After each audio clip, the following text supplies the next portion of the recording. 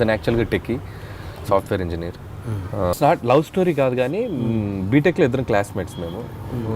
ఎప్పుడు అంటే love angle అనేది మాకు ఫస్ట్ ఎక్కడ లేదు, జనరల్గా మాట్లాడుకుంటూ ఉండేవాళ్ళం.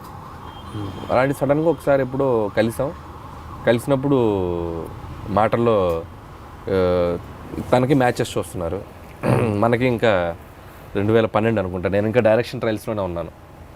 ఏదో పనిలో ఊరికే తెలిసిన అమ్మాయి, రైటర్గా ఉన్నాను, బాగా తెలిసిన ఫ్రెండ్. నేను మామూలుగా క్యాజువల్గా త్రో చేశా, సరదా పెళ్లి చేసుకుందాం. అమ్మాయి సీరియస్గా తీసుకుంది.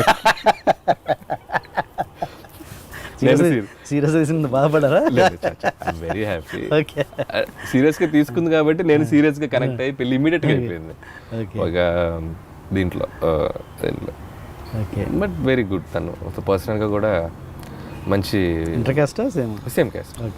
ఆ ప్రాబ్లం ఏం లేదు. సో అందరం happy. So nothing is personal లైఫ్లో, ప్రతి మ్యారేజ్ లైఫ్లో ఉండే లిటిల్ చిన్న ఫ్రస్ట్రేషన్స్ అనేది ప్రతి ఇంట్లో ఉండేవే. అవే ఈరోజు ఒక 50 కోట్లు కలెక్ట్ చేయడానికి కారణమైంది. ఈ సినిమాలో పెట్టిన మీ ఫ్రస్ట్రేషన్ ఏంటి? ఈ సినిమాలో ఫుడ్ ఒకటి నా పర్సనల్ ఎక్స్పీరియన్స్.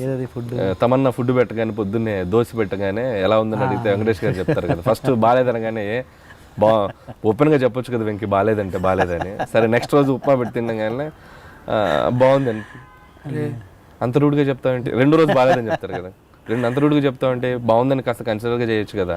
ఇది నా పర్సనల్ లైఫ్లో నేను ఫేస్ చేశాను. సేమ్ దోశ వేసింది, నేను సోఫాలో తింటూ ఎలా ఉంది అంటే బాగానే ఉందిలే, తను తినింది ఇంత దరిద్రంగా ఉంటే బాగుందని